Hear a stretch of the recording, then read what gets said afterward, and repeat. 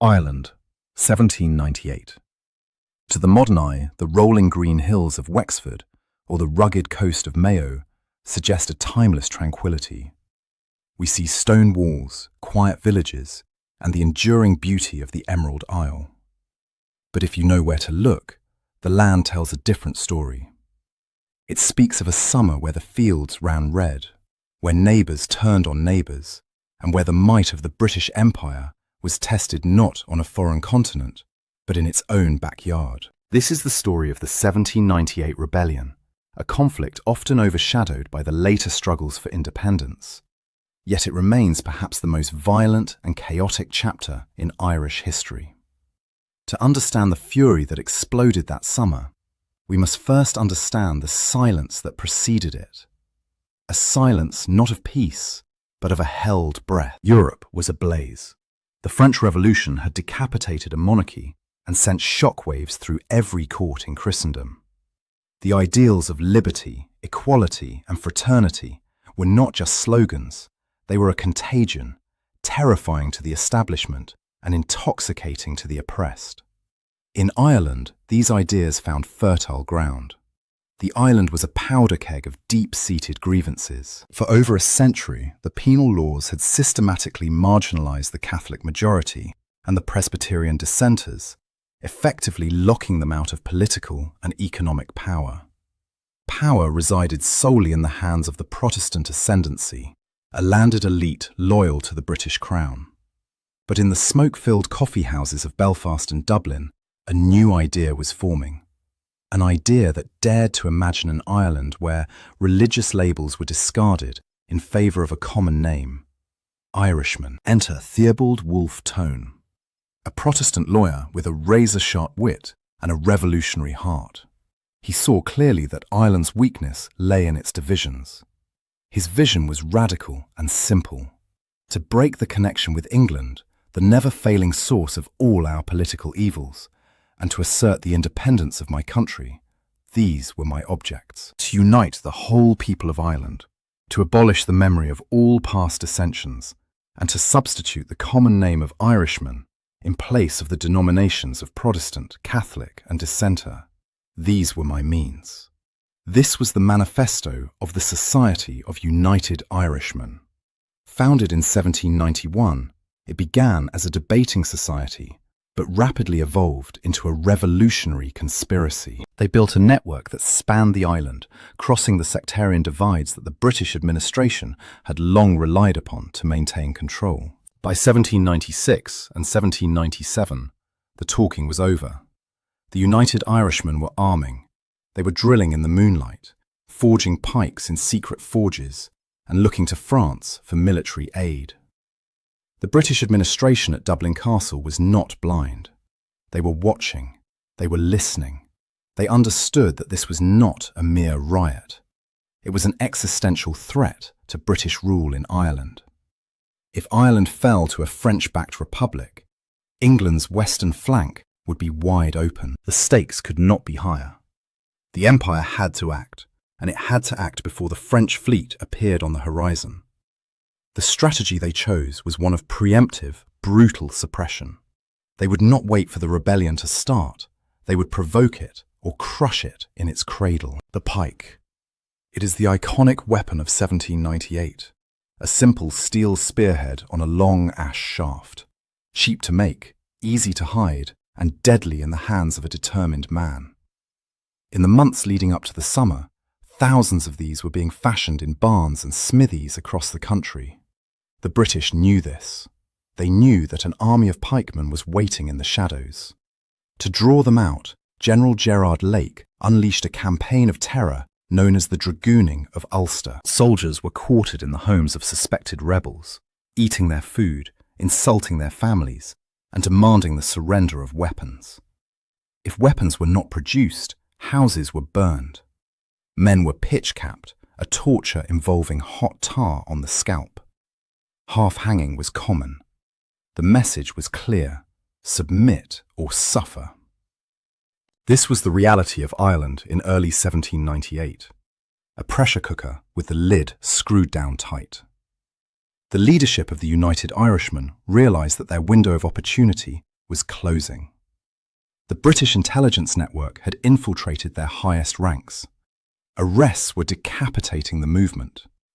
They faced a stark choice: rise now, ill-prepared and without their French allies, or wait to be arrested and executed one by one. The decision was made. The signal for the uprising would be the stopping of the mail coaches leaving Dublin.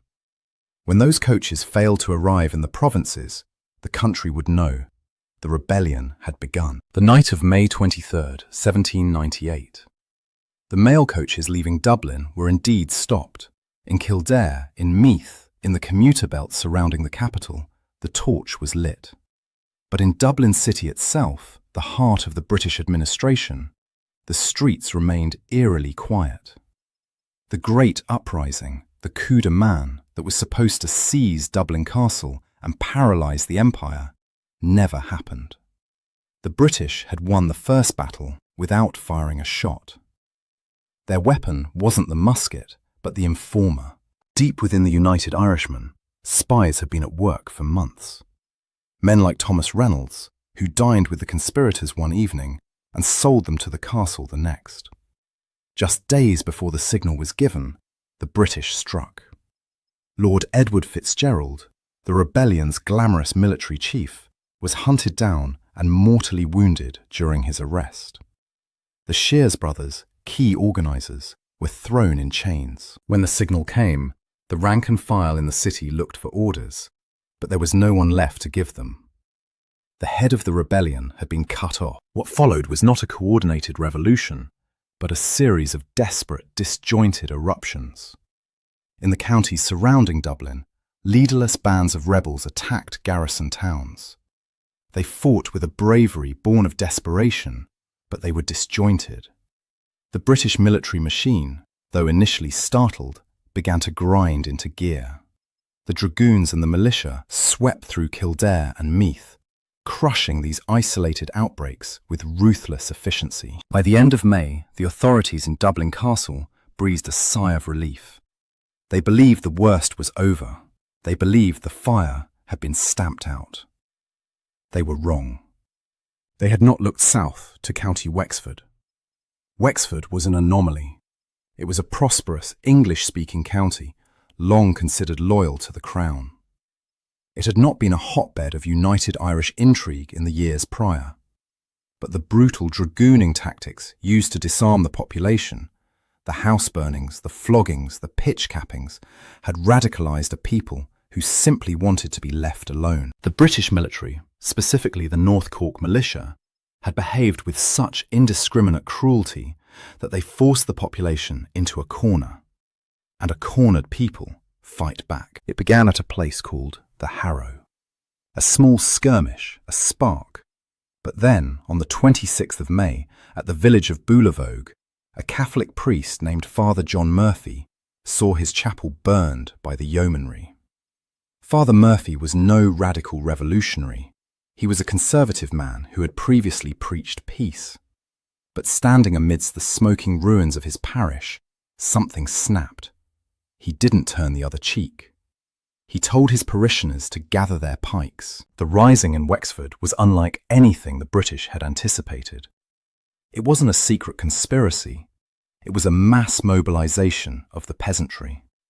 Thousands of men, women and children left their homes, driving their cattle before them, forming massive moving camps. They were armed mostly with pikes, rusty fowling pieces and agricultural tools. Against them marched the North Cork militia, confident in their discipline and firepower. They met at Oulart Hill on May 27th. The militia, numbering just over 100, advanced up the slope, expecting the rabble to scatter at the first volley. But the rebels didn't scatter. Using the terrain to shelter from the musket fire, they waited until the soldiers were reloading. Then, with a roar that must have terrified the militia, they charged. The pike, often dismissed as a medieval relic, proved its worth. In close quarters, the long reach of the pike overwhelmed the bayonets of the militia. The North Corks were annihilated. Only a handful escaped to tell the tale. The shock of Oulart Hill was electric. It shattered the myth of British invincibility. Suddenly, the rabble had an army. They marched on Enniscorthy, a key market town. After a fierce battle involving street-to-street fighting, the garrison fled. Then, the unthinkable happened. Wexford town itself, the county capital, fell to the rebels. By the end of May, the British flag had been lowered across the entire county. In its place flew the green flag of the United Irishmen. A Republic of Wexford was declared. A civilian government was set up. The British Empire had lost control of a significant portion of its own territory. The police action was over. The war had begun. The Republic of Wexford stood triumphant, but it stood alone. The British military, stunned by the loss of the county, began to draw a ring of steel around the rebels. General Gerard Lake, a man who viewed the Irish peasantry with a mixture of contempt and exterminationist fury, was massing his forces. The rebel leadership, a council of farmers, priests, and a few gentry, understood their precarious position. If they remained trapped in Wexford, they would eventually be crushed by the weight of the British army. To survive, the fire had to spread. They needed to break out. They needed to reach the other disaffected counties, Kilkenny, Waterford, Carlow. Standing in their way, guarding the bridge over the River Barrow, was the town of New Ross. On the 5th of June, a massive rebel army, perhaps 10,000 strong, gathered on the heights overlooking the town. They were led by Beauchamp Bagenal Harvey, a Protestant landowner who had been conscripted into leadership by the rebels. He was a man of peace, ill-suited for the butchery that was about to unfold. Inside the town, General Johnson commanded a garrison of regular soldiers and militia, backed by heavy artillery. They waited behind the stone walls, their cannons loaded with grape shot, bags of musket balls designed to turn men into mist. The Battle of New Ross would become the bloodiest day of the rebellion. It began at dawn. The rebels, lacking artillery of their own, relied on sheer numbers and the terrifying momentum of the pike charge. They drove a herd of cattle ahead of them to break the British lines, a tactic as ancient as it was desperate. Through the smoke and the bellowing of terrified beasts, the pikemen charged. The initial impact was devastating. They overran the outer defences, seizing the cannons and turning them on the retreating soldiers. For a few breathless hours, it seemed the impossible had happened again. The town was in rebel hands. But discipline, the backbone of any army, was the rebels' fatal weakness. Thinking the battle won, many began to celebrate. They broke into taverns, drinking the liquor they found, their guard down. But General Johnson had not fled. He had rallied his troops on the far side of the river. Seeing the rebel discipline crumble, he ordered a counterattack. The British regulars, drilled to mechanical perfection, swept back into the burning town. The fighting devolved into a brutal house-to-house struggle. In the narrow streets, the pike was clumsy, while the musket and bayonet were ruthless. The rebels were pushed back, inch by bloody inch, until they were finally driven out of the town they had so briefly held. The cost was staggering. The streets of New Ross were literally piled high with bodies. Estimates suggest over 2,000 rebels lay dead. But the horror was not confined to the battlefield. As the rebels retreated, news reached a nearby holding camp at Scullabogue. There, a group of rebels, enraged by reports of the army executing prisoners in New Ross, committed an atrocity that would stain the rebellion's legacy forever. They herded over 100 loyalist prisoners, men, women, and children, most of them Protestants, into a barn and set it alight. The massacre at Scullabogue Barn was a turning point, not militarily, but morally. It shattered the United Irishmen's dream of a non-sectarian republic. It fed the British propaganda machine, which painted the rebellion not as a political struggle for liberty, but as a savage Catholic crusade to wipe out Protestants. It terrified the wavering loyalists and hardened the resolve of the British forces. New Ross was more than a military defeat. It was a psychological catastrophe. The breakout had failed. The rebellion was bottled up in Wexford. And now, the British Army was coming to finish it. The failed breakout at New Ross had sealed the fate of the Wexford Republic, but it was General Gerard Lake who would sign the death warrant. Lake was a soldier of the old school, brutal, efficient, and utterly lacking in sentiment. He did not view this as a war against an honourable enemy. To him, these were traitors deserving only of the rope. He devised a strategy that was less a battle plan and more a grand hunt. He would not just defeat the rebel army, he would encircle it, trap it, and annihilate it. His target was Vinegar Hill. Rising above the town of Enniscorthy, this rocky prominence had become the headquarters and the spiritual heart of the Wexford Rebellion. But looking at it through the lens of history, it looks less like a military fortress and more like a refugee camp on the edge of the apocalypse. Tens of thousands of people were crowded onto its slopes. It was a chaotic scene of desperation. Tents made of stolen carpets, women cooking over open fires, children playing among the pikes, and men anxiously scanning the horizon. They had dragged a few captured cannons up the hill, but they had little powder and even less expertise in how to use them. They were waiting for a miracle. Instead, they got General Lake. Lake mobilized a massive force, over 20,000 troops. He organized them into multiple columns, moving inward like the tightening spokes of a wheel. His plan was total encirclement. On the morning of June 21st, the summer solstice, the longest day of the year, the trap was sprung. The battle began not with a charge, but with a thunderous roar. The British artillery, positioned on the surrounding high ground, opened fire. It was a slaughter. The rebels on the exposed hillside had no cover. Grape and canister shot, metal cylinders filled with musket balls that burst like shotgun shells, tore through the densely packed crowd. For hours, the rebels endured this rain of iron. They tried to return fire with their few cannons and muskets, but they were hopelessly outgunned. The women and children huddled in the centre of the camp, screaming as the ground around them erupted. When the artillery had done its grim work, Lake ordered the advance. From all sides, the redcoats and the vengeful yeomanry began their ascent. The rebels fought back with the courage of the doomed. But bravery cannot stop a disciplined bayonet charge supported by cavalry. The defensive perimeter collapsed. The British troops crested the hill, and the battle dissolved into a rout. However, the total annihilation Lake had planned did not happen. Due to a delay in the arrival of one of his columns, commanded by General Needham, a gap was left open in the British lines, a corridor known ever since as Needham's Gap. It was through this narrow escape route that thousands of rebels poured, fleeing the hilltop carnage. They escaped the killing field, but they were a broken force.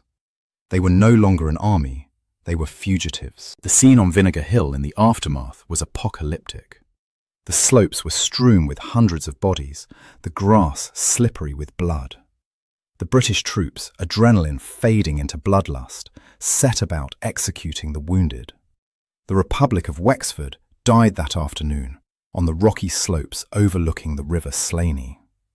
The organised, conventional war was over. The rebels had been driven from the field. But as the sun set on the longest day, the British commanders realised that while they had broken the army, they had not brought peace. They had simply scattered the sparks of rebellion into the hills, where they would smoulder and burn in a new, darker phase of the war. By July 1798, the summer heat was fading, and so was the rebellion. The great camps of Wexford were dispersed, the leaders executed or on the run. The British administration, led by the newly appointed Lord Lieutenant, Lord Cornwallis, the same man who had surrendered to George Washington at Yorktown, believed the job was done. The empire had reasserted its dominance. But history has a strange sense of timing. Just as the embers were dying out, the spark that should have started the fire finally arrived. On August 22nd, 3 ships appeared in Killala Bay on the remote western coast of County Mayo. They flew British colours, a deception to fool the local pilot, but as they dropped anchor, the Union Jacks came down and the tricolour of the French Republic went up. This was the moment Wolfe and the United Irishmen had dreamed of for years. The French had landed, but this was not the Grand Armada that had been promised. It was a single, daring raiding party commanded by General Jean-Joseph Amable Humbert. He brought with him just over 1,000 men. Yet these were no ordinary soldiers. They were battle-hardened veterans of the Rhine and Italy, men who had seen empires crumble before the bayonets of the Republic. They brought muskets, artillery, and a professional discipline that the Irish rebels had sorely lacked. But they had landed in the wrong place at the wrong time. Wexford was crushed. The north was silent. Mayo was a quiet backwater with little rebel organisation. Humbert was effectively alone. Undeterred, Humbert began one of the most audacious military campaigns in British history. He didn't dig in, he marched. Gathering a few thousand local Irish peasants, who knew little of Republican ideology but hated the British, he moved inland. His target was the garrison town of Castlebar. The British commander there, General Lake, the Butcher of Wexford, had a vastly superior force. He had the numbers, the artillery, and the defensive position. He expected to crush this small French force with ease. What happened next is remembered in Irish folklore as the Races of Castlebar. On the morning of August 27th, Humbert attacked. But he didn't follow the British textbook. He didn't line up and trade volleys. He launched a bayonet charge directly into the teeth of the British artillery. The sheer aggression of the French professionals terrified the British militia. The lines broke. Panic spread like a virus. The British army didn't just retreat, they ran. They fled so fast and so far that some didn't stop until they reached Athlone, 60 miles away. It was a humiliation for the British army, a shock that reverberated all the way to London. For a brief, intoxicating moment, it seemed the rebellion had been resurrected from the dead, but reality was closing in. Lord Cornwallis was not going to make the same mistake twice. He mobilised a massive army, over 20,000 strong, to hunt down Humbert's phantom army. Humbert moved fast, hoping to spark a new rising in the Midlands, but the country was exhausted. The people had seen the slaughter in Wexford. They were too terrified to rise again. Humbert's small force, dragging a growing tail of Irish peasants, was being herded into a trap. The end came on September 8th at the village of Ballinamuck in County Longford. Surrounded by overwhelming numbers, Humbert realised the game was up. The battle was brief. After a short exchange of fire, the French officers signalled their surrender. And here, the stark reality of the conflict was laid bare. The surrender at Ballinamuck was a gentleman's agreement between professional soldiers. The French were treated with honour, wined and dined by the British officers, and eventually repatriated to France. They were enemies of the state, but they were civilised enemies. But for the Irish allies standing beside them, the peasants who had taken the French coin and the French musket, there was no such courtesy. They were traitors. As the French were marched away to captivity, the British turned their guns on the Irish. Hundreds were slaughtered in the bog where they stood. Those who escaped were hunted down in the weeks that followed. The year of the French had lasted just 17 days. It ended not with a revolution, but with a reminder. In the eyes of the empire, there is a difference between a foreign enemy and a domestic rebel. One gets a prisoner exchange, the other gets the gallows. The guns fell silent at Ballinamuck. The last French ship sailed away. The great armies of the king disbanded and returned to their barracks. On the map, the rebellion of 1798 was over. The red ink of the British Empire had successfully blotted out the green. But for the people of Ireland, the horror was just beginning. The end of the war did not bring peace. It brought the White Terror. When the regular British army, the professionals, withdrew, they left the countryside in the hands of the yeomanry. These were not professional soldiers. They were local militias, raised from the Protestant population, neighbours of the men they had just been fighting. They had seen their houses burned, their families threatened, and their position in society challenged. Now, holding the whip hand, They wanted more than justice. They wanted revenge. What followed in the autumn and winter of 1798 was a campaign of systematic retribution that makes for grim reading. It was a time when the rule of law evaporated, replaced by the rule of the musket and the rope. The yeomanry rode through the countryside like the four horsemen, dispensing justice on the spot. If a man had short hair, the sign of a croppy or revolutionary, he was liable to be pitched-capped or hanged from the nearest tree. Chapels were burned simply for being Catholic. Houses were torched on the suspicion that a rebel might have once slept there. One figure from this period stands out, a grotesque avatar of the times, Lieutenant Heppenstall of the Wicklow Militia. He earned the nickname the Walking Gallows. A giant of a man, he would roam the countryside, and upon finding a suspect, he would not bother with a trial or even a rope. He would reportedly strangle men with his own hands or hang them over his own tall shoulders until they were dead. He was a monster, but in the chaos of 1798, monsters walked freely. Lord Cornwallis, the Lord Lieutenant, watched this unfold with growing horror.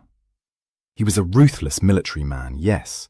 He had signed the death warrants for the rebel leaders without hesitation.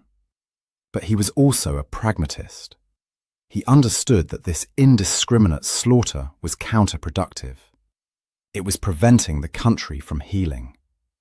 In a private letter, he wrote with disgust, "The number of military trials is great, but the number of murders committed by the yeomanry and the militia is enormous." He went further, damning his own forces with the famous line, "The militia are dangerous to everyone except the enemy." Cornwallis tried to rein them in. He issued amnesties offering protections, written certificates of pardon, to rebels who surrendered their arms. Thousands of exhausted peasants, starving and hiding in the bogs, took the offer. They walked into the garrison towns, handed over their pikes, and received a scrap of paper that stood between them and the gallows. But even these protections were often ignored by the vengeful local militias. A piece of paper could not stop a bullet in a lonely lane at midnight. The terror served a purpose. It broke the spirit of the rebellion in a way that military defeat never could. It wasn't just about killing rebels. It was about traumatizing a population into submission. It was about creating a memory so painful that no one would dare speak of liberty or republic for a generation. The heads of the executed rebel leaders were cut off and spiked on the railings of public buildings in Wexford and Dublin. A medieval warning in the age of enlightenment. They rotted there for months, grinning skulls staring down at the passers-by, a constant reminder of the price of defiance. By the time the snow fell in the winter of 1798, the screaming had stopped. A sullen, terrified silence descended on the land. The United Irishmen were smashed, the French were gone, the pikes were hidden in the thatch or rusting in the bogs. The Empire had restored order. But it was the order of the graveyard, and amidst the ruins, the British government saw an opportunity.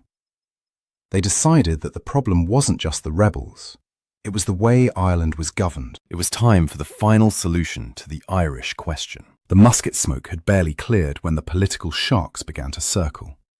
In London, Prime Minister William Pitt the Younger looked across the Irish Sea and saw a failed state. The rebellion of 1798 had proven to him that the Protestant ascendancy in Dublin was incapable of governing Ireland safely. Their brutality had provoked the uprising, and their incompetence had nearly lost the island to France. Pitt decided that the experiment of a separate Irish kingdom was over. If Ireland was to be secure, it had to be absorbed. The solution was the Act of Union. This was not a military conquest, but a bureaucratic one. It was a war fought not with pikes and cannons, but with titles, pensions, and cold, hard cash. The target was the Irish Parliament itself, a grand assembly on College Green in Dublin. For the union to happen, this Parliament had to vote for its own extinction. It was akin to asking a turkey to vote for Christmas. The members of the Irish House of Commons were the elite, the landowners, the very men who enjoyed the power and prestige of their own legislative body. Why would they surrender it to become a minor minority in a distant London Parliament? The task of convincing them fell to Lord Castlereagh, the Chief Secretary for Ireland. He was a man of icy intellect and few scruples. He understood that every man has his price, and he set about finding the price of the Irish MPs. What followed was perhaps the most cynical exercise in British political history.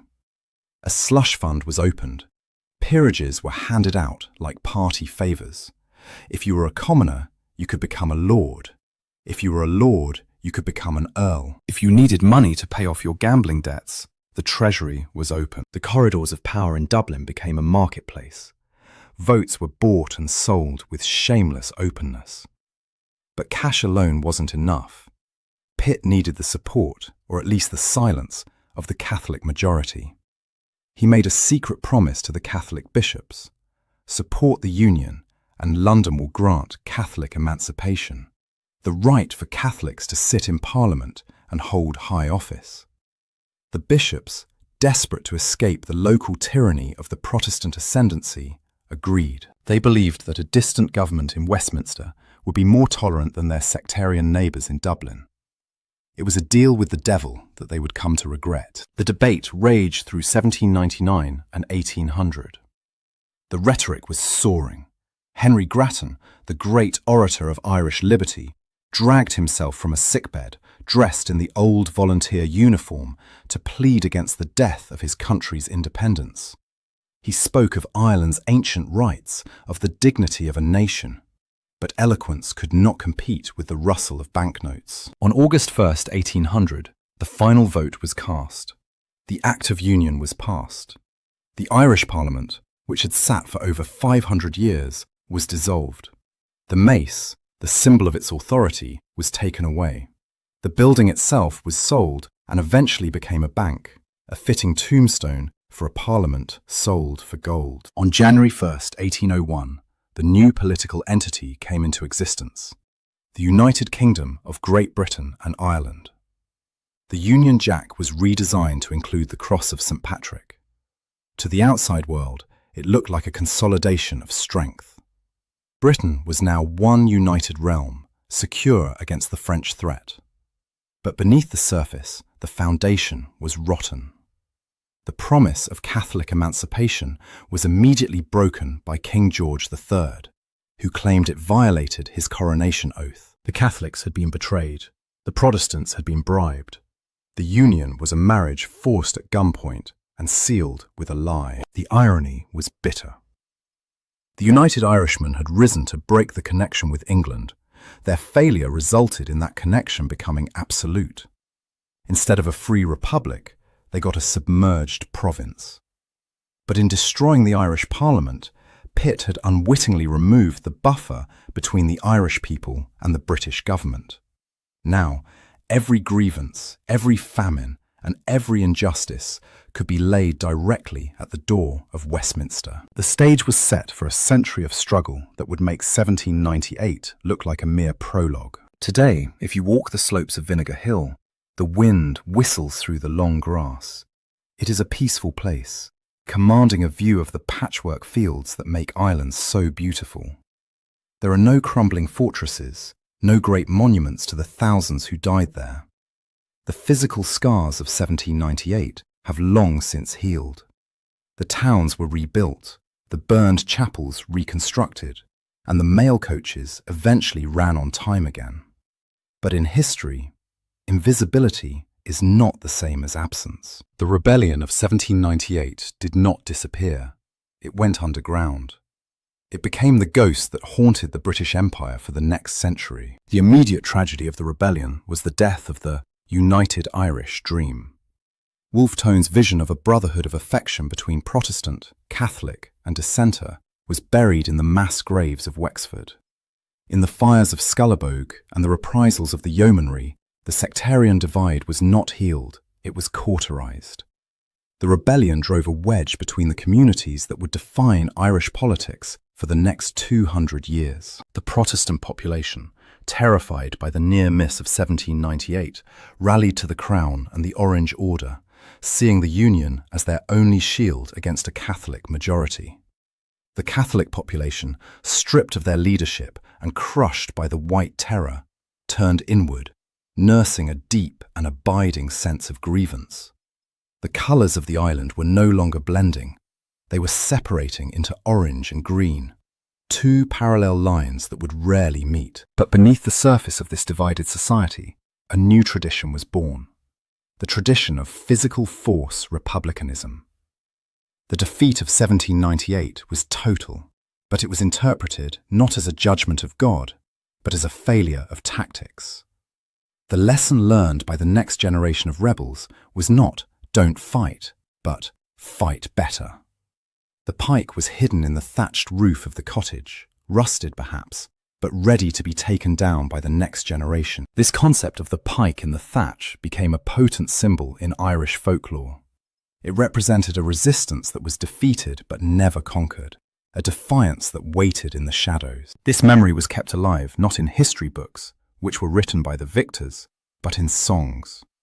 In the pubs and kitchens of rural Ireland, people sang "The Rising of the Moon," "Boolavogue," and "The Wind That Shakes the Barley." These ballads transformed the brutal, chaotic slaughter of the rebellion into a romantic, heroic myth. They turned the defeat into a blood sacrifice, a down payment on a future freedom. When the rebels of 1916 marched out to fight the British Empire in Dublin over a century later, they did so explicitly invoking the memory of 1798. They saw themselves as finishing the work that Tone and the pikemen of Wexford had started. For the British Empire, 1798 was a warning that was heeded, but perhaps misunderstood. It proved that Ireland could not be held by consent, only by force.